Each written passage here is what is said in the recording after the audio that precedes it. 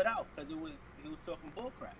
You do know he was saying Wisconsin where he lost, he shouldn't have lost. You do know he was saying in Pennsylvania where he lost, he shouldn't have lost. And these are places where there were white people where he felt like this. In these places, they had voters who had been dead. They did the same thing in Arizona. Wasn't a bunch of black populace there, but he said in those places as well. So he didn't say because black people. He I said think because the the Democrats cheated. And he I showed think in the white places where he felt they cheated. I just want to make sure I, we say exactly what happened. I think overall, I think the Republicans wanted to get rid of Trump. I think they just wanted to get rid of him, I and know, now but you're they're like, talking past what you just said. You said something that was wrong. You said that he was blaming it on the blacks. That's why he was complaining that this happened and he threw it out. No, he wasn't. He was blaming it on the liberals, and the liberals were putting all types of shit. And the main places where they were winning was with the white vote and the Hispanic vote. And he felt like these were people who, if you were alive, that most of them weren't even alive, is what he was saying. But the others weren't even a bit to have the ability to vote. They weren't alive, or they didn't have the right paperwork. They were just stuffing the ballot box. Why would you call it racist if it's been shown that when JFK ran, that the mob stuffed the ballot boxes in West Virginia and Illinois?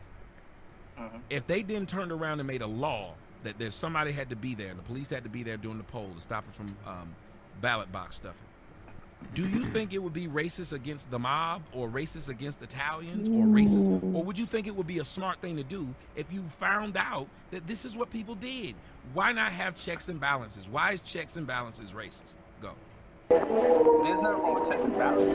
It's who's checking and who's balancing it. That's all I'm saying. A voter ID card registration, anybody can get it, just like anybody else can get driver's license, can't they?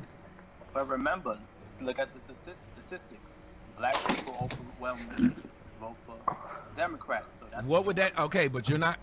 Okay, so all those black people who overwhelmingly vote for Democrat can go and get an ID. It doesn't take much. Why is that such a problem?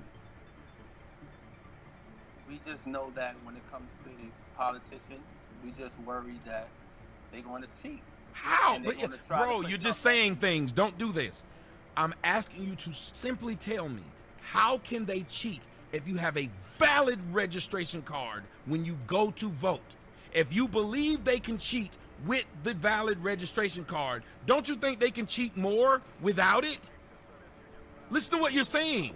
If you believe politicians cheat, then they're going to cheat easier when there's no mandatory ID, when anybody can walk up. But Tommy, look, this past election, we had millions of people vote. That's a good thing.